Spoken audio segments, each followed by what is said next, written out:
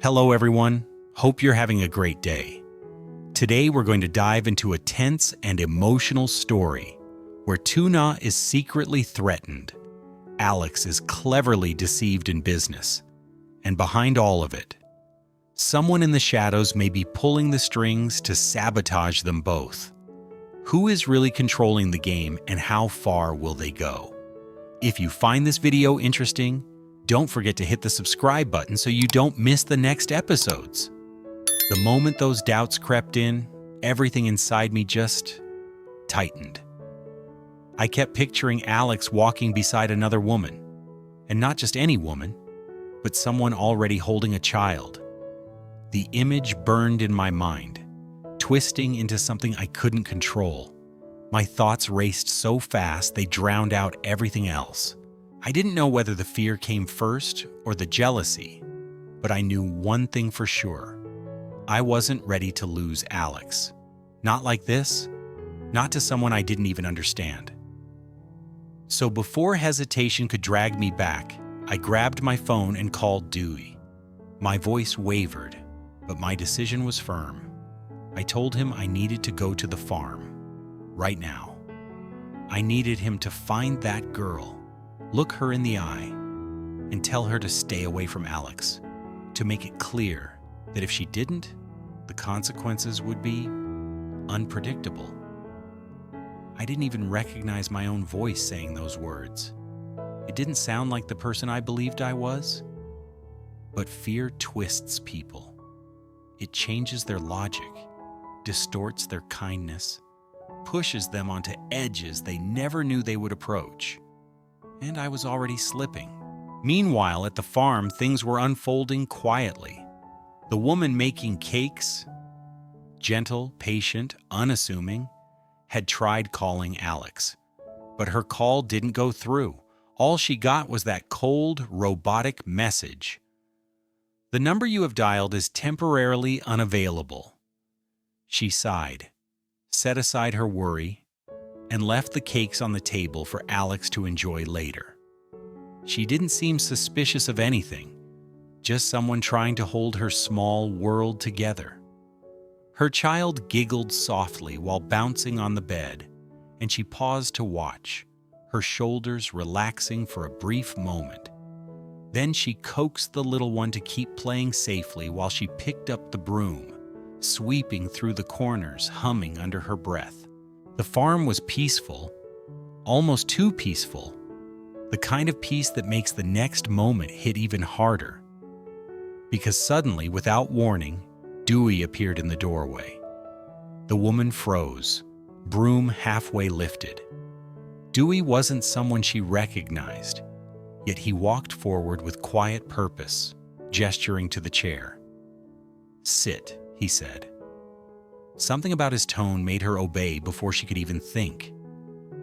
Then he spoke the words that turned her warmth into ice.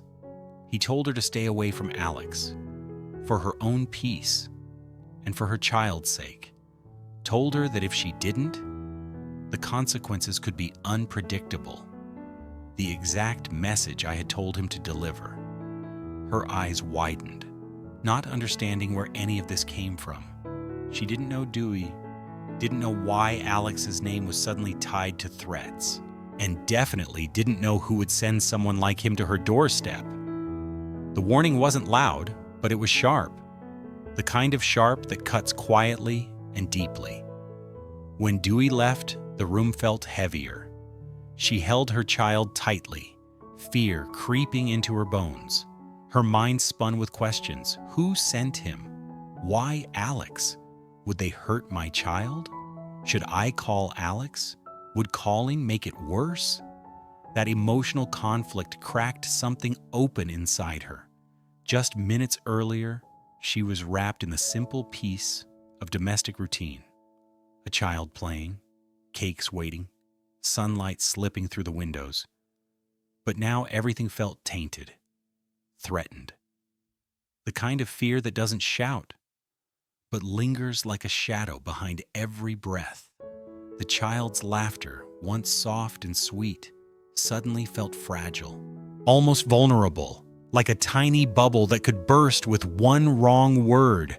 That image, a child playing innocently on a bed while danger lurks unseen, became the symbol of everything she feared losing, everything she hoped was safe. She clutched her child tighter, a silent promise forming in her heart. But right behind that promise rose a wave of confusion strong enough to drown her calm. Every comforting thought collided with new uncertainties, and she couldn't tell which one to hold on to.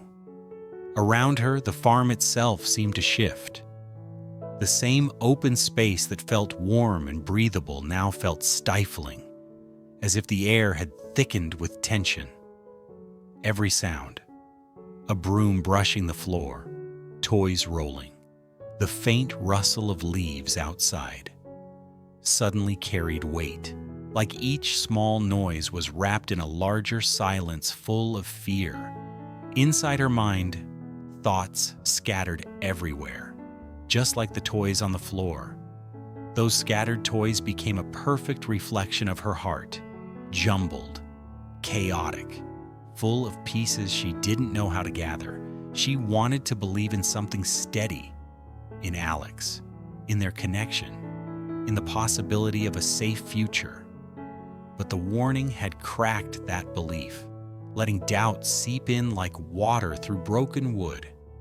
Still, somewhere in that mess of worry and regret, a faint spark of resilience refused to die. A quiet voice whispered that maybe, just maybe, this wasn't the end, that she didn't have to surrender to fear so easily.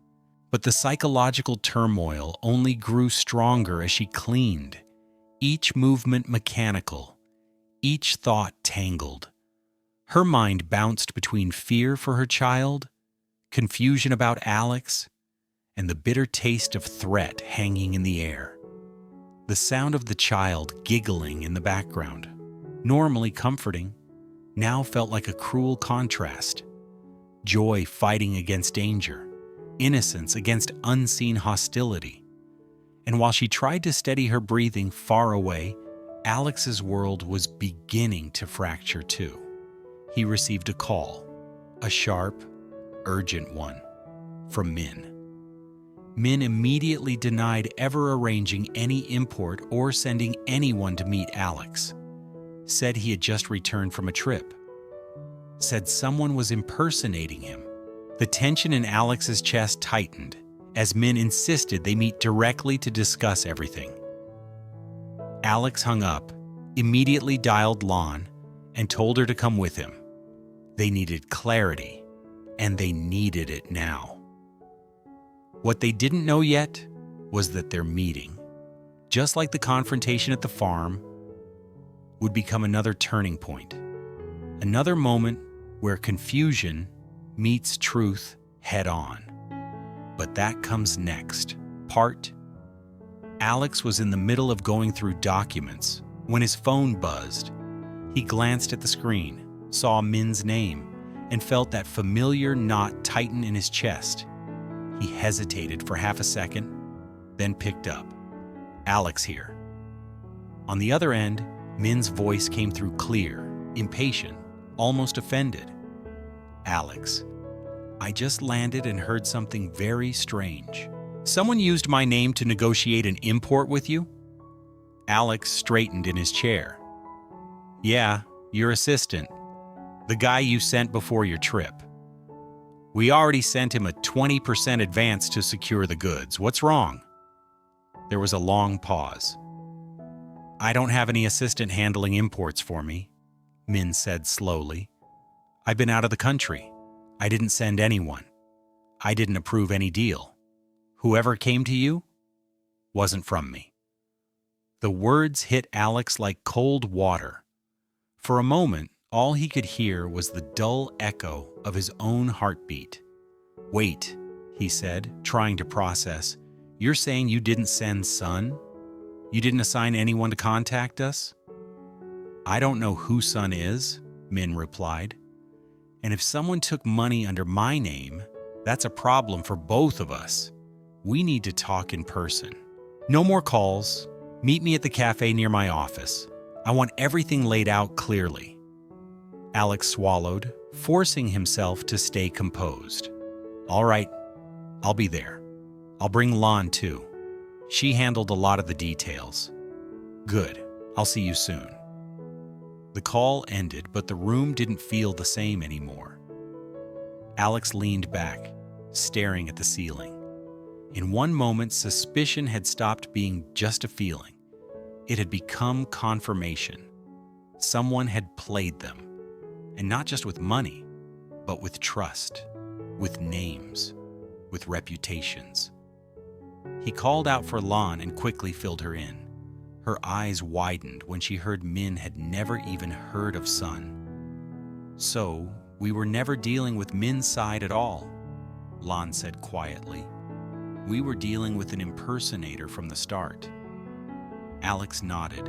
"And whoever this is knew our schedule, knew Min was away, knew our niche, our usual volume, even how we normally structure deposits. This is not some random scammer.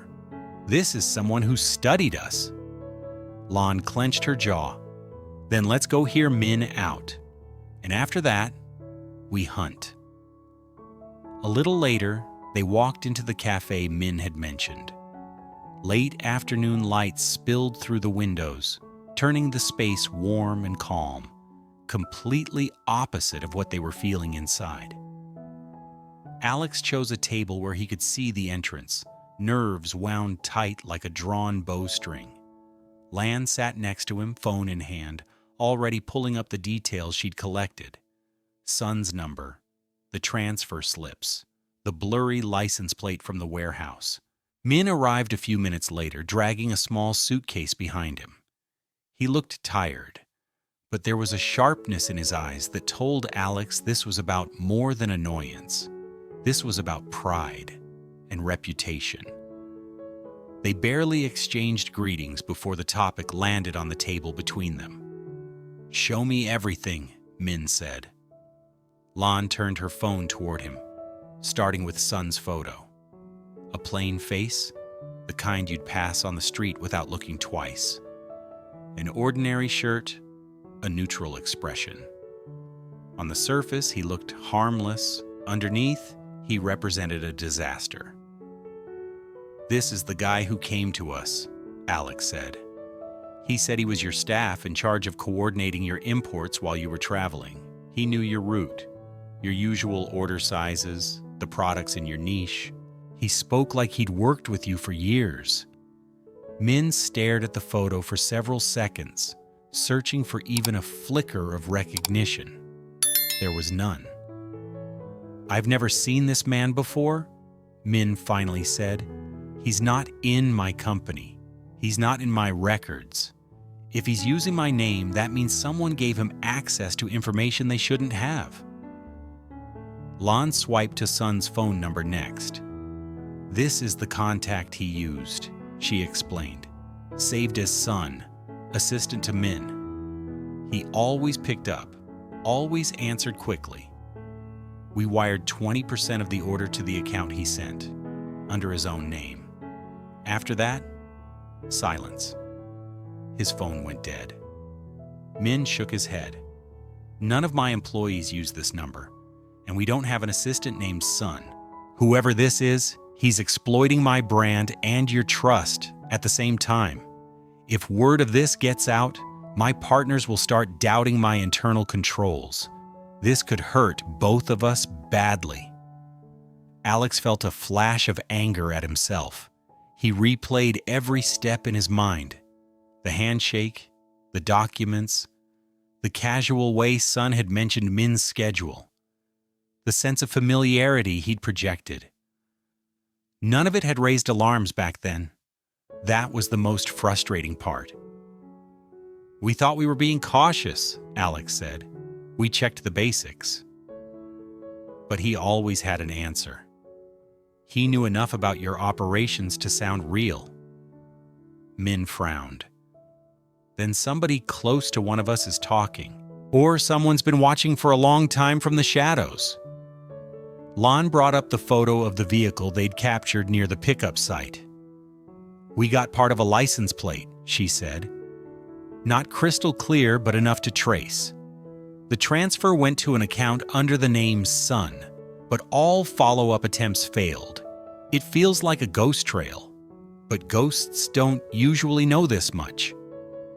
The cafe sounds, cups clinking, spoons against glass, low conversations, faded into the background.